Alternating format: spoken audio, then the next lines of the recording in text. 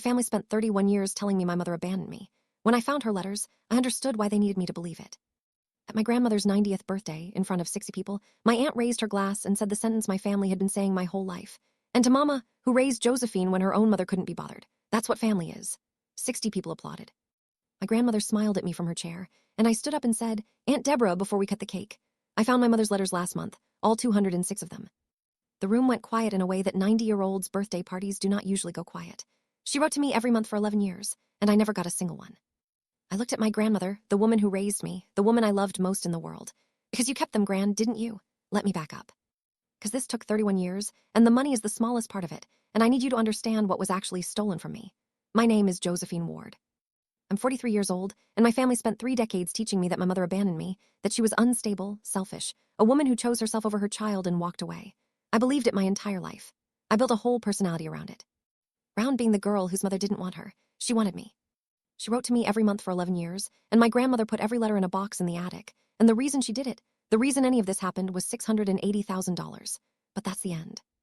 Let me start where it actually starts, which is with a family that looked, from the inside, completely normal. You have to understand that the lie was not an event. It was furniture. It was in the house before I was, and I grew up sitting on it. I don't remember being told my mother left. There was no scene, no moment, no conversation where someone sat me down. It was simply a fact of the universe, like gravity, like the fact that our house was on Wexford Street. My mother, Alina, was unstable. My mother had problems. My mother had left when I was 4 and my father died, and my grandmother had taken me in, and that was the shape of the world. Let me tell you about my grandmother, because if you're expecting a monster, you're going to be disappointed, and the disappointment is the point. Constance Ward was, to me, the great love of my childhood. She was 72 when I turned 18, and she never once made me feel like a burden. She read to me every night until I was 11. She came to every school thing, everyone, even the bad ones, even the ones where I had one line. When I was 15 and got my heart broken by a boy named Douglas, she sat on the end of my bed until 2 a.m. and told me about a boy who'd broken hers in 1953, and she was funny about it, and I laughed until I stopped crying. She was warm, she was funny, she was good to me. I want that on the record because everything that comes after is true, and so is this, and I've spent 3 years trying to hold both, and I still can't do it cleanly. And she's the one who did this. Now let me tell you how the lie actually worked, because it wasn't a lie so much as a climate. Nobody ever sat me down and said terrible things about Alina. That would have been crude, and it would have invited questions. Instead, my mother was mentioned, rarely, and always the same way, with a small sigh, with a change of subject, with a look exchanged over my head that I registered 1,000 times before I was 10. If I asked about her, and children ask, the answers were soft and complete. Your mother wasn't well, sweetheart. She loved you in her way, but she couldn't. Some people just aren't built for it. Never cruel. Never a single verifiable claim. I could have gone and checked later. Just an atmosphere of gentle, settled tragedy, in which my mother was a sad weather event that had happened to the family. And here's what that does to child, which is the part I need you to sit with. I didn't grow up angry at my mother. That's what people expect. I grew up ashamed of her. And underneath that, and this took a therapist 8 years to get me to say out loud, I grew up ashamed of myself, because a child does not have the equipment to understand that a mother's leaving isn't a verdict on the child. A 4-year-old doesn't think she had problems. A 4-year-old thinks I wasn't enough to stay for. I've been managing that sentence my whole life. I married a man I didn't love at 24 because he was certain about me, and I stayed 9 years past when I should have. Because a woman who believes she's leavable will accept nearly anything from someone who doesn't leave. I have apologized my entire adult life. For taking up time. For having needs. I overfunction at work to the point of being hospitalized once, at 31, for what my doctor charitably called exhaustion. All of it, the whole architecture of me, was built on one sentence I was never actually told, that was simply in the air of my grandmother's house. Your mother didn't want you. That's what they took. Before you hear a single number, understand. The money is the footnote. They took 31 years of a woman's understanding of her own worth, and they took it on purpose, and they took it to keep $680,000. Now let me tell you about the money, and about my father, because this is where the machine actually sits. My father, Thomas Ward, died when I was 4. Car accident, wet road, the whole cliché. He was 34. And my father was, this is the part the family never hid, because it flattered them, the successful one. He built a specialty engineering firm from nothing in 11 years. When he died with a lot. The business, which sold, life insurance, the house, investments. Consolidated, it came to somewhere north of $600,000 in 1986 money. And I always knew that. That was never a secret. What I was told, consistently, my whole life, by everyone, was that it had gone to the family. That my grandmother had used it to raise me. That there'd been debts, and the business had not been what people thought. And that what was left had gone into the house, and my upbringing, and God, the implication was always there, that they'd all sacrificed to take in the child that unstable Alina had abandoned. I grew up believing my father's money had been spent on my own raising, and that I should be grateful for it. Let me tell you about my Aunt Deborah, because she's the engine. Deborah is my father's sister, and Deborah is the one who mentions things. Deborah is the one who, at every family gathering for 30 years, has found a way to say some version of "we took you in." Never nastily. Deborah is never nasty. She's warm. She's the aunt who remembers your birthday and asks about your job and puts her hand on your arm and says, and we would do it all again, Josie, all of it. And you feel loved and you feel indebted and you cannot tell where one stops. Deborah has 3 children, my cousins. They went to private school. They went to good universities. My cousin Peter has a house in Connecticut he could not possibly afford on what he earns. I went to a state school on loans. I paid those loans until I was 39. Nobody ever explained the difference to me. It never occurred to me to ask because I was the charity case, and charity cases don't audit the charity. Let me give you one scene from the normal years so you can see the furniture in use. I was 28. Christmas at my grandmother's, and I was going through a genuinely bad patch. The marriage was failing. I was broke. I'd been crying in the car before I came in. And my cousin Peter announced over dessert that he and his wife had bought the Connecticut house. Everyone erupted. My grandmother cried. Deborah was incandescent. She had her hands over her mouth. She was so proud. And someone, my uncle, I think, said, "How on earth did you manage it, Pete?" And Peter said, "Well, family. That's all family." And everyone laughed warmly, and Deborah squeezed his hand, and my grandmother said, "As it should be." And we moved on to coffee. I sat there, 28 years old, $4,000 from being unable to pay my rent, and I sat at that table and felt warm. I did. I felt part of something. I thought, what a nice family I have. I have thought about that dessert for 15 years. They said it out loud in front of me, and I applauded. That's how good the furniture was. They didn't even have to lie in that room. I just had to know I'd been trained not to hear it. It broke because of a filing cabinet, and because my grandmother finally got old. She was 89. She'd had a fall, and there was a period of about 6 weeks where she was in a rehab facility. The house was empty, and I was the one, of course I was the one, who went over to sort out the mail and the bills and the general accumulation of a life. And in the study, in the bottom drawer of my grandfather's old filing cabinet, under a decade of tax returns, was a folder marked, in my grandmother's handwriting, T. Estate. T. Thomas, my father. I wanted to be honest about what I felt when I opened it, because it wasn't suspicion. It was curiosity. I was 41 years old, and I had never in my life seen a single document about my own father's death, and I opened that folder the way you'd open an old photo album. Inside was a summary sheet, 1 page. And it listed the assets of my father's estate as of 1986, $682,000. And underneath, a line item I didn't understand. Trust J.E.W. C. Ballantyne. J.E.W. Josephine Leaner Ward. That's my name, my whole name. Leaner, after my mother, which nobody in that family had ever once mentioned to me, and which I'd genuinely half forgotten was my middle name because it appeared on nothing except my birth certificate. There was a trust, with my initials on it, and a lawyer's name. I sat on the floor of my grandmother's study for about 20 minutes. I remember it was very quiet, and I remember the specific noise of the radiator. And then I did the thing that started everything, which is that I got up and I looked up Ballantyne. Let me tell you about the first phone call, because I handled it badly and it cost me later. Ballantyne and Cross was still there. 40 years on, different people, but the firm existed. And I called and said my name and asked if there was a trust, and a very pleasant paralegal took my details and said someone would call me back. Someone did, not the firm. Deborah, 3 days later, warm as anything. Josie, it's been forever. Listen, I got the strangest call. The lawyers rang your grandmother about some old file, and of course she's in rehab, poor thing. So it came to me, and they said you'd been asking about your father's estate. A laugh. Sweetheart, why on earth wouldn't you just ask me? I want you to notice what happened there. I made one phone call to law firm, and within 72 hours my aunt knew, because Deborah was on the file. Deborah had been on the file for 35 years, as the family contact for an estate whose beneficiary had never once asked about it. She'd been sitting on that tripwire since 1986, and I walked into it in my first week. I told her about the folder. I was apologetic. I apologized to the woman who had spent my life eating my inheritance for having found a piece of paper in my own grandmother's house, and Deborah handled it beautifully. She sighed the sigh, the family sigh, the one that says, "Oh, sweetheart," and she said, "Oh, Josie." That old thing, yes, there was a trust, technically. Your father set it up before he died. But darling, it didn't survive. There were debts. The business wasn't what people thought. Your grandmother had to make some terrible choices, and honestly, most of it went into raising you. A pause, perfectly weighted. She's never wanted you to feel bad about that. She'd be devastated if she knew you were digging into it now, with her in that place.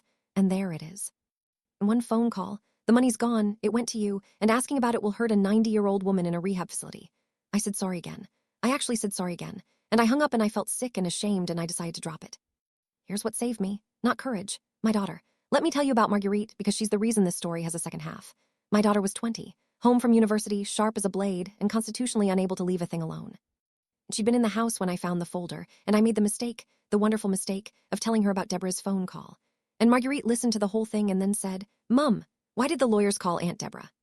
I said something about her handling Grand's affairs, and Marguerite said, "No, but it's your trust. With your initials, you're 41. Why is your aunt on the file for a trust with your name on it? And how did she know what you'd ask them in 3 days?" Mum, that's not an aunt handling things. That's an alert. I hadn't seen it. 20 years old, and she saw it in 90 seconds because she hadn't grown up on the furniture. Nobody had trained her not to hear it. And then she said the thing that got me off the floor. She said, "Also, I've been thinking about this all week, and I'm sorry, but I have to say it. Everyone in this family says your mum abandoned you. Fine, but Gran named you a leaner." Nobody's ever mentioned it, not once, my whole life. Why would you name a baby after a woman you think is a monster? I said my father must have named me, and Marguerite said, okay, but then why doesn't anyone ever say that either? I went back to Ballantyne and Cross, properly this time, with a lawyer of my own. Her name was Priya Shourie, and she did trusts and estates, and she had the specific unimpressed calm of a woman who has heard every version of this. And she explained the thing that reframed my entire life in about 4 sentences. She said, Josephine, if your father established a trust naming you as beneficiary, then you have rights. Not sentimental rights, legal rights. A beneficiary is entitled to an accounting. And I want you to hear the next part carefully, because people find it hard to believe. She leaned forward. You should have been told. At 18, at the latest, someone had an obligation to tell you that trust existed. The fact that you're 41 years old and learned about your own trust from a folder in a drawer is not an oversight. It's the whole crime. And then she got the file. This is the part I need you to understand, because it's the part that nearly ended me, and because if you only ever remember one thing from my story, make it this. We got the file. It took 11 weeks and a formal demand, and it arrived, and it was complete. Beautifully complete. 40 years of trust administration, immaculately documented, and it said the trust was empty, legitimately, legally, properly. The trust had been established by my father in 1985 with roughly $600,000, naming me as beneficiary. My grandmother, Constance, was the trustee. And over the following 14 years, the trust had been properly and lawfully wound down, dispersing funds, every disbursement documented, dated with an invoice attached for the maintenance, education, health, and support of the beneficiary. Me. There were school fees. There were medical expenses. There was a line item for housing costs attributable to beneficiary that ran for 14 years. There was clothing. There were, I am not exaggerating, dentist bills. $600,000 spent on raising me, exactly as Deborah had said. Every penny accounted for. In 1999, when I was 17, it was down to about $11,000, and there was a final disbursement, and it was closed. I sat in Priya's office, and I read 40 years of documents proving that my family had told me the truth, and that I had just spent 11 weeks and £9,000 accusing my 90-year-old grandmother of theft. And here's what I felt, and it's the thing I'm most ashamed of, relief. Because if the trust was legitimately spent on me, then the story held. Then Gran was still Gran. Then my whole life still made sense. And my mother had still abandoned me, and my family had still taken me in, and I was still the girl who'd been rescued. And being the girl who'd been rescued was awful, but it was mine. It was the floor I stood on. I cried in that office out of gratitude. That's how deep it went. I was grateful to be told I'd been abandoned. And Priya, God bless her, let me have about 4 minutes of that and then said, very quietly, Josephine, can I show you something that's bothering me? She turned the file around. She said, this is very well documented. It's unusually well documented. In 30 years, I have never seen a family trust with this quality of record keeping. She tapped a page. Here's a receipt for school shoes. In 1993, itemized. She looked at me. Nobody keeps that. Nobody has ever kept that. This file isn't a record, it's an argument. She turned another page. And here's what's bothering me most. Look at the housing line. It's the largest single category, £190,000 over 14 years, described as housing costs attributable to beneficiary. I said that made sense. I lived there. And Priya said, Josephine, did your grandmother have a mortgage? I said no. The house was my grandfather's. It was paid off before I was born. And Priya sat back and said, then what precisely was the housing cost? I want to tell you what happened next because it's the part people don't expect. The family found out I demanded the file. And they did not go quiet. They went warm. That's the sophistication of it. Deborah didn't threaten me. Deborah rallied. Within 2 weeks, I was getting phone calls from relatives I hadn't heard from in years, not attacking me, being concerned about me. My cousin Peter, Connecticut Peter, rang me for the first time in 4 years and had a long, gentle conversation about how much stress I'd been under and how the divorce had been so hard and how nobody blames you for wanting answers, Joe, but she's 90. My uncle sent an email. It was kind. It was devastating. It said, we all understand this comes from a real place. Your mother's leaving damaged you and none of us ever pretended otherwise. But Ma gave you everything she had, and asking a woman in a rehab facility to justify her receipts feels like something Alina would do. Read that last sentence again. Something Alina would do. 31 years of never saying a bad word about my mother, and the second I threatened the money, they took my mother out of the drawer and pointed her at me. They'd kept her there the whole time, loaded, for exactly this. And it worked. I want to be honest, it worked. I stopped for 6 weeks. I told Priya to pause. I sat in my house and thought, what am I doing? I'm 41 years old, and I'm suing my grandmother because a lawyer thinks a receipt looks too tidy. Let me tell you what those 6 weeks were actually like, because I think it's the most useful thing in this whole story for anyone standing where I stood. It wasn't that I believed them. That's what people assume, that I was fooled again. I wasn't. Priya's question about the housing sat in my chest like a stone the entire time. I knew something was wrong. I stopped because it was cheaper. Because here's what my family offered me, without ever saying it. Stop, and you can have us back. Deborah's calls got warmer the more I wavered. Peter invited me to Connecticut. My uncle's second email said they were all so relieved I was taking some time with it. The moment I softened, the family opened, and I felt something I hadn't felt since I was a child. I felt inside it. And that's the trade. That's what they'd been selling me my whole life, and I'd never seen the price tag. Longing in exchange for not looking. I had a thought in those 6 weeks that I've never said out loud until now. I thought, maybe it doesn't matter. Maybe my mother did leave, or maybe she was pushed, or maybe it's some tangle nobody can unpick after 40 years. She's not here, I'm 41. What am I actually buying with this? A number in an account and a family who'll never speak to me again. I very nearly took it, not out of weakness, out of arithmetic. The lie was warm and the truth was expensive, and I was tired. What I understand now, what took me another 2 years and Ruth Adamy to understand, is that this is precisely what they were counting on. Not my ignorance, my exhaustion. Deborah didn't need me to believe her. She needed me to calculate that the truth wasn't worth the cost, which is a completely reasonable calculation, which is why it works, which is why it had worked on everyone in that family for 3 decades. Nobody in my family was fooled. They'd all just done the arithmetic. The thing that restarted it was that my grandmother came home from rehab, and I went to see her, and she was so happy to see me. She held my hand. She was frail in a way she hadn't been 3 months earlier, and she said, "There's my girl," and I sat with her for 2 hours, and it was lovely. It was genuinely lovely. And as I was leaving at the door, my grandmother said something. She said, "Josie, Deborah says you've been upsetting yourself about your father's money." I said something noncommittal, and my grandmother squeezed my hand and looked up at me with total warmth and said, "Darling, let it go, please. Your mother spent her whole life obsessed with what she thought she was owed, and look what it did to her." And I drove home, and I got about a mile, and I pulled over. Because in 31 years, my grandmother had never once said anything specific about my mother. Not one concrete claim. 31 years of size and looks, and she wasn't well, sweetheart. And in a doorway on her way to nap, when she wanted me to stop asking about money, she'd finally produced one. Your mother spent her whole life obsessed with what she thought she was owed. Obsessed with what she thought she was owed. Owed by whom? Let me tell you about Ruth Adamy, who's the reason I know who my mother was. Maria found her, indirectly. She told me to stop trying to prove the money and start trying to establish the facts of 1986, because you don't have a money problem, Josephine, you have a story problem. Somebody built you a story. Go find the year. So I went looking for anyone who'd known Alina. And it was hard, and it took 4 months, and most of it was dead ends, because my mother had been removed, systematically, from every channel by which I might have found her. But there was a woman named Ruth who'd been at my parents' wedding, in a photograph my grandmother had, and Ruth turned out to be 78 and living in Leeds and absolutely, entirely alive. I called her. I said, "My name is Josephine Ward. I think you knew my mother." And Ruth Adamy was silent for so long I thought the line had dropped. And then she said, "Oh my God, Josie." And then she said, "Where have you been, love?" And I said, stupidly, "I've been at my grandmother's." And Ruth said, "For 31 years. I drove to Leeds the next weekend. Ruth's living room. Tea. And a woman who had been my mother's best friend from age 9 told me about Alina Ward, and I'm going to give it to you the way she gave it to me. She said, "Your mother was the funniest person I ever met. She did voices. She could do your grandmother so well I'd have to leave the room." She said, "She was 29 years old when Thomas died, 29 with a 4-year-old. And she said, 'Do you know what happened at the funeral?' I said no, and Ruth said, 'Constance told her the family would be taking you, at the funeral, in the car park.'" She put her cup down. Alina was 29. She'd buried her husband that morning. She had no money of her own. She'd been a mother and not much else for 4 years. And your grandmother told her, in a car park, that she wasn't fit and that the family had spoken to solicitors.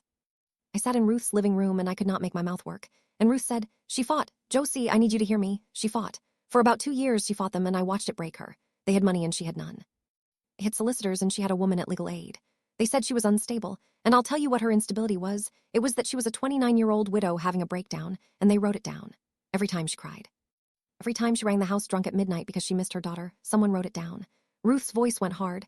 They made her the woman they said she was, and then they showed a judge what they'd made. She said she lost, about 1988. And after that they told her she could see you if she was stable, and every time she got close, the goalposts moved. And by about 1990, she understood that they were never going to let her near you, and something in her, Ruth, stopped. She stopped fighting.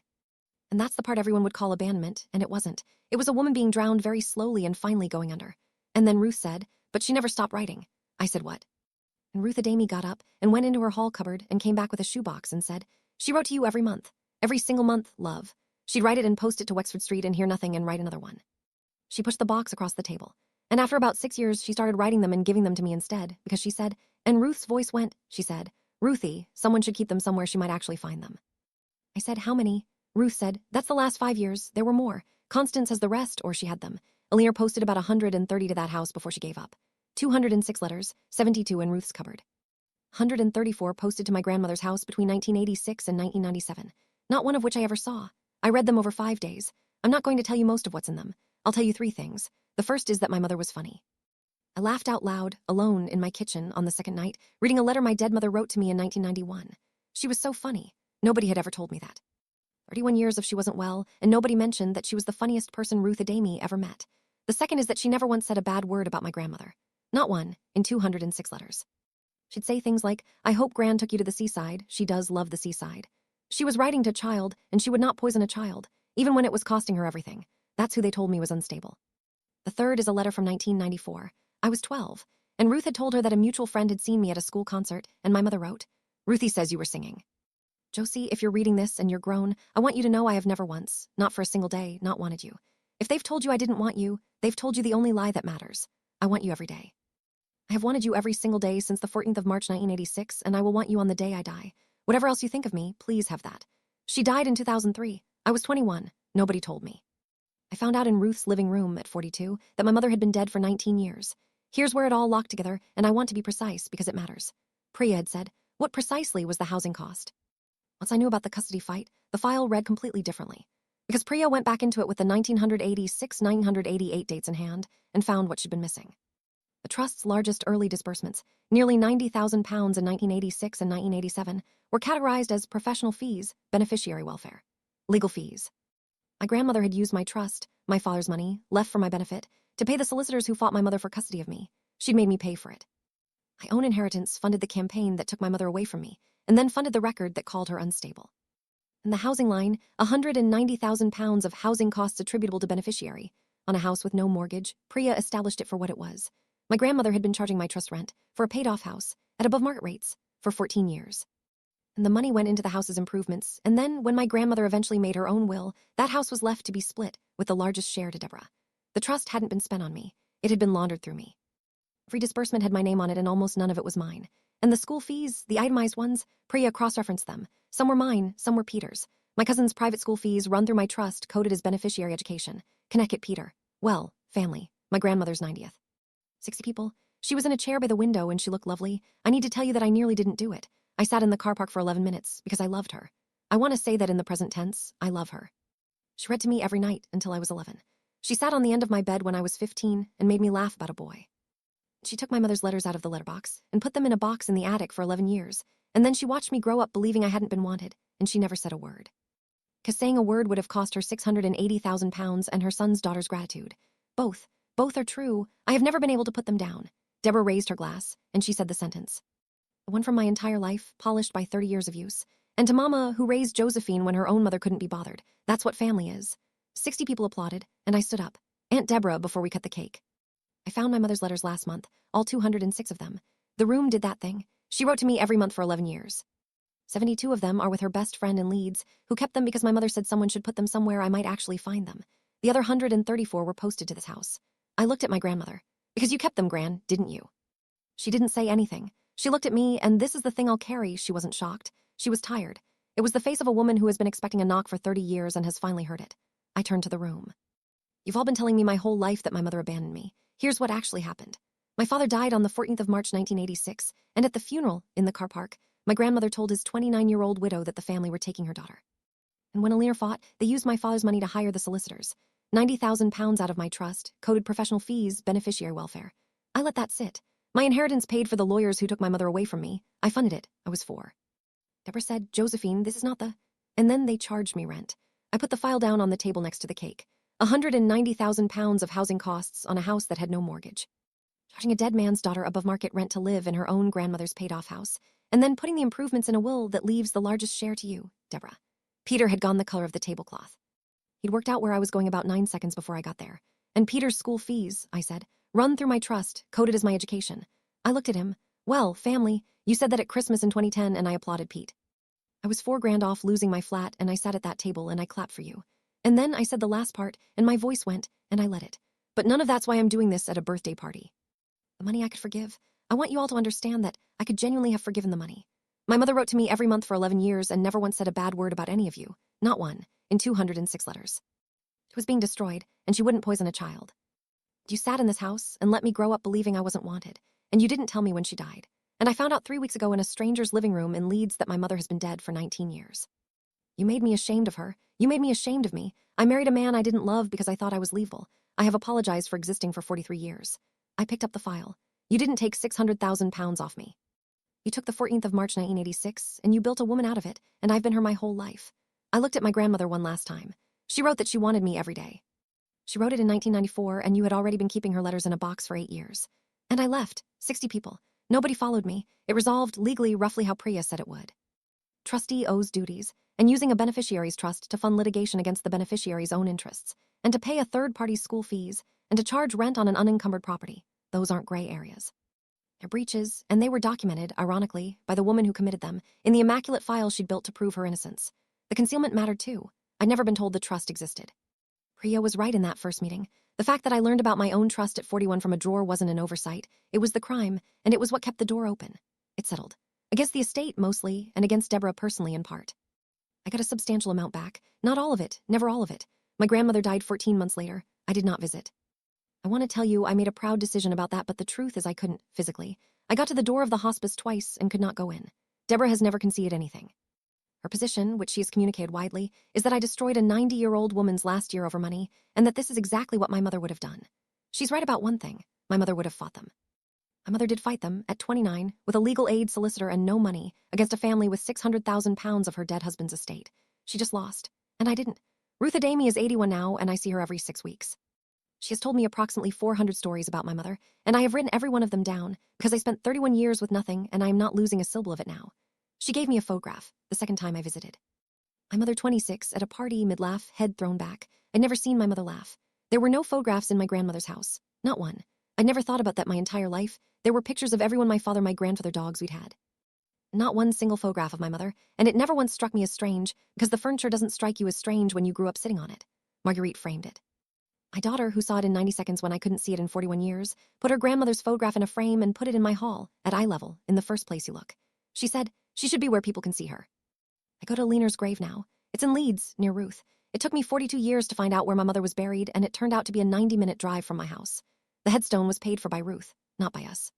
Her family, my family, didn't go to her funeral. 9 people went. Ruth has the order of service. I've had a second stone put in. It says her name and her dates, and underneath it says, she wrote every month for 11 years. That's all. That's the whole correction. 31 years if she wasn't well, sweetheart, and a family who took a 29-year-old widow apart in a car park and used her daughter's inheritance to do it. And the answer to all of it is 8 words on a stone. I spent 680,000 pounds and 3 decades convincing me my mother didn't want me. She wrote every month for 11 years. She never once said a bad word about the people destroying her. She died 19 years before I found out she'd been trying to reach me the entire time. And the letters were in the attic, above my head, my whole childhood. Every night my grandmother read to me, every night, until I was 11. 134 letters from my mother were in a box 8 feet above us, and she'd close the book and kiss my forehead and turn off the light. I don't know how to end this. 3 years of therapy and I still don't have a sentence for it, so I'll use my mother's. If they've told you I didn't want you, they've told you the only lie that matters. They told me. For 31 years, they told me. But she wrote it down. She wrote it down 206 times, and she gave it to a woman in Leeds who kept a shoebox in a hall cupboard for 31 years and never threw it out, because my mother said someone should keep them somewhere she might actually find them. Somebody did keep them, and I found them. Late. 19 years too late to say a word to her, but I found them.